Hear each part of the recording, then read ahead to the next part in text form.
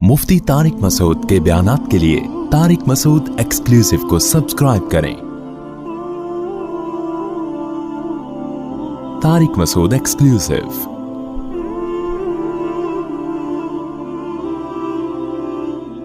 देखो, मुझे पता है कि माहौल बहुत बुरा है, बस मैं 2-3 जुमलों में अपनी बात को समेट रहा हूँ। इस ज़माने में बुराइयों की लत पड़ जाती है लोगों, इंटरनेट पर फोश फिल्में देखने की आदत पड़ गई है बाज़ लोगों को।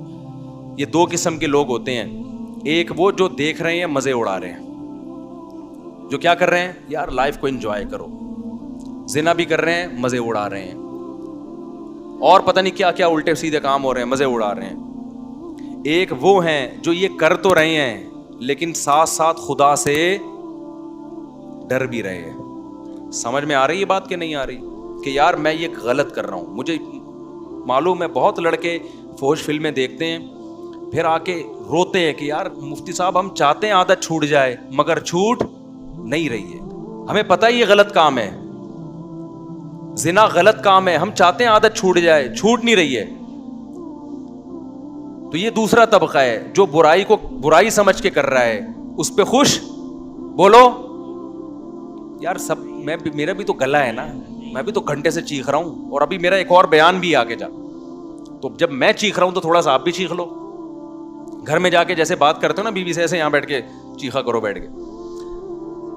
तो दो किस्म के गुनाह हैं, गुनाहगार लोग हैं। एक है जो उन गुनाहों में मस्त है, वो मजाक उड़ाते हैं, बे मौलवियों ने पाबंदियां, बे ये मौलवी कुछ तो और वो बेहुदा इल्जामात लगा रहे होते हैं।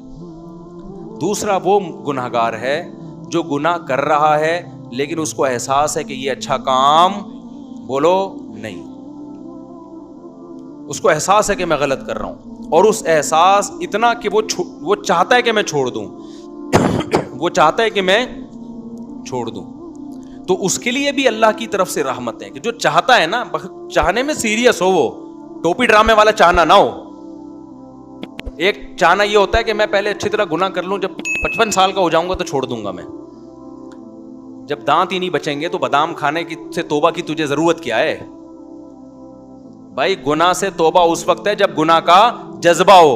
55-60 में तो क्या करेगा तू, क्या तीर मार लेगा? तो ये जो गुनाह की हमारी किस्म है ना, कि चाहता है मगर फिर भी हो रहा है। अगर ये चाहता है तो देखो इसको छोड़ने के कुछ नुस्खे हैं, वो नुस्खे इख्तियार करने पड़ेंगे। अगर कर रहे हो उसका मतलब वाकई चाहते हो। और ये मैं मानता हूं कि बाज गुनाहों की लत पड़ जाती है, वो एकदम से नहीं छूटते, तौबा करके भी बाज दफा हो जाते हैं वो गुनाह। लेकिन जो उलुल अज़म लोग हैं ना, वो एक दफा तौबा करते हैं और ऐसा अपनी जिंदगी से उसको निकालते हैं कि दोबारा उसकी तरफ कभी नहीं लौट। ऐसे मजबूत लोग भी हैं लेकिन ऐसे भी बेकार लोग भी हैं। इधर तौबा की फिर हो गया, फिर तौबा की फिर हो गया, फिर तौबा की फिर गुनाह हो गया, फिर तौबा की। तो ऐसे लोग 2 बल्कि 3 काम पाबंदी से करें। 3 काम जो चाहते हैं, जो नहीं चाहते उनका तो अल्लाह मियां ने बता दिया कि तुम्हारा तो बेड़ा गर्क होने वाला है। लेकिन जो चाहते हैं ना, उन्होंने 3 काम करने हैं। ये 3 काम करेंगे तो ये इसकी अलामत है कि वाकई ये चाहते हैं। एक आदमी डॉक्टर के पास जाए कि मैं सिगरेट छोड़ना चाहता हूं लेकिन लत पड़ गई है, जब नहीं मिलती तो जिस्म ऐसे होता है, तो डॉक्टर उसको तरीके बताएगा ना। डॉक्टर के पास गया भी इसलिए कि वाकई चाहता है ये। अब तौबा तो कर ली लेकिन जब सिगरेट की तलब होगी तो दिल चाहेगा ना, तो जिस्म टूटेगा।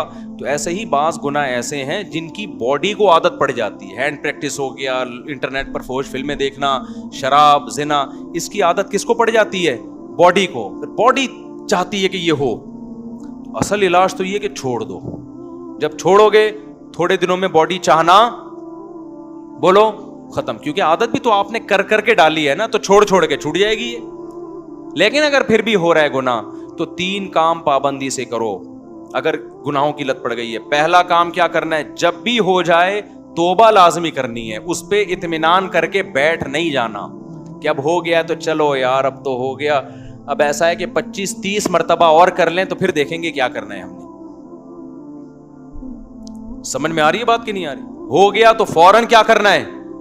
ऐ अल्लाह, दिल से माफी मांगो, मुझे माफ कर दे, मैं तुझसे मुआहिदा करता हूं कि आइंदा ये जुर्म नहीं करूंगा। पहला काम तो ये फौरन करे वो। दूसरा काम क्या करना है? फौरन कोई जुर्माना या कोई सजा दे अपने आप को। अपने आप को बगैर सजा के छोड़ना نہیں ہے کہ آپ نے کر لیا تو چلو ہو جاتا ہے, آخر انسان ہے. نہیں ہوتا بھائی, انسان ہے تو پھر ٹھکائی بھی انسانوں کی لگتی ہے. اپنے آپ کو کیا دینی ہے؟ ایسی سزا دینی ہے کہ دوبارہ گناہ ہوتے ہوئے انسان کو وہ سزا کا تصور آئے کہ بیٹا یہ گناہ فری کا نہیں ہے, اس کی تجھے بھاری قیمت دینی پڑے گی. وہ سزا ہر ایک کے لحاظ سے مختلف ہوتی ہے. جرمانہ بھی ہو سکتا ہے, روزہ بھی ہو سکتا ہے, نفلی نمازوں کی پابندی بھی, ہر وہ کام جس میں دل کو تکلیف ہو. وہ سزا نہ اتنی بھاری ہو کہ دی نہ جائے اپنے آپ کو, نہ اتنی ہلکی ہو کہ اس سے آپ کو تنبیہ ہی نہ ہو. بات آ رہی ہے سمجھ میں کہ نہیں آ رہی؟ بعض لوگوں کے لیے ایک روزہ رکھنا بھی بہت مشکل ہے, تو وہ سزا میں ایک روزہ ہی رکھ لیں کہ جب گناہ ہوگا اگلے دن ایک روزہ لازمی رکھنا ہے. اور بعض لوگوں کے لیے 10 روزے رکھنا بھی کوئی مشکل, بولو نا, تو 10 روزے سزا میں رکھیں. بعض لوگوں کے لیے گناہ کے بعد 1 لاکھ روپے صدقہ کرنا بھی کوئی مشکل نہیں ہے, کروڑوں کی آمدن ہے. بعض لوگوں کے لیے 100 روپے صدقہ کرنا بھی کیا ہے, مشکل ہے, تو وہ 100 روپے رکھ لیں. لیکن سزا کے بغیر اپنے آپ کو چھوڑنا نہیں ہے. یہ کتنے کام ہو گئے؟ 2. اس کو میں مزید تھوڑا سا ڈیٹیل سے بتاتا ہوں. تیسرا کام ہے دعا. دعائیں نہیں چھوڑو, خوب اللہ سے گڑ گڑا کے مانگو اور مانگتے رہو, اللہ اس غلیظ پلید گناہ سے میری جان چھڑا دے. میں اقراری مجرم ہوں, باغی مجرم نہیں ہوں. میں ان لوگوں کی طرح نہیں ہوں جن کو جب آخرت سے ڈرایا جاتا ہے تو کہتے ہیں ہمیں کیا پتا قیامت ہے یا نہیں ہے. نہ میں مانتا ہوں ان الساعۃ لآتیۃ لا ریب فیہا, اے اللہ ایک دن قیامت آئے گی, تو مردوں کو زندہ کرے گا, اس گناہ پہ سزا دے گا, میں اقرار کرتا ہوں. تو اے اللہ مجھے تو اس گناہ سے بچنے کی توفیق دے دے, آسان کر دے میرے لیے اس گناہ سے بچنا. میں دعوے سے کہتا ہوں مانگتا رہے گا نا, انشاءاللہ یہ گناہ اس کی زندگی سے نکل جائے گا. بہت سے نوجوان آتے ہیں کہ ہم نے حج بھی کر لیا, ہم نے تبلیغ میں 4 مہینے بھی لگا لیے, پھر بھی گناہ نہیں چھوٹ رہا ہم سے. تو بھائی آپ کوشش میں لگے رہو گے, آہستہ آہستہ انشاءاللہ چھوٹ جائے. اگر کوشش نہیں کی نا, یہ 3 طریقے نہیں اختیار کیے, تو اس کا پتہ ہے نقصان کیا ہوگا؟ آج یہ گناہ کر رہے ہو نا, کل ایک قدم اس سے آگے ہوگا.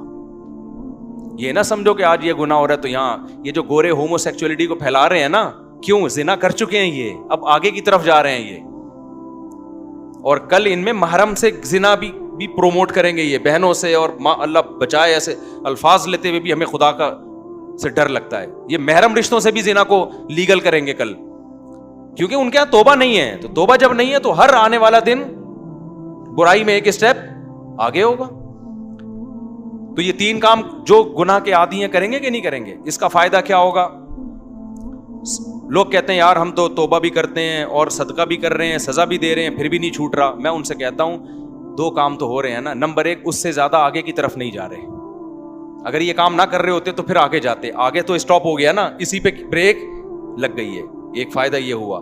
نمبر 2, دوسرا فائدہ یہ ہوا کہ اس گناہ کی وجہ سے جہاں برائیوں کے پلڑے میں برائی آئی ہے, تو وہ جو سزا کے طور پر صدقہ کر رہے ہو یا روزہ رکھ رہے ہو, تو ایک پلڑے میں نیکی بھی تو آ گئی نا.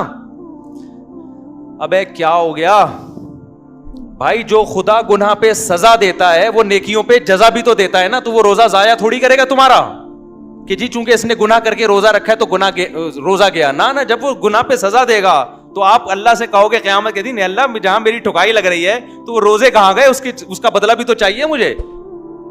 تو نیکی پہ تو 10 ملتے ہیں اور گناہ پہ 1 ملتا ہے.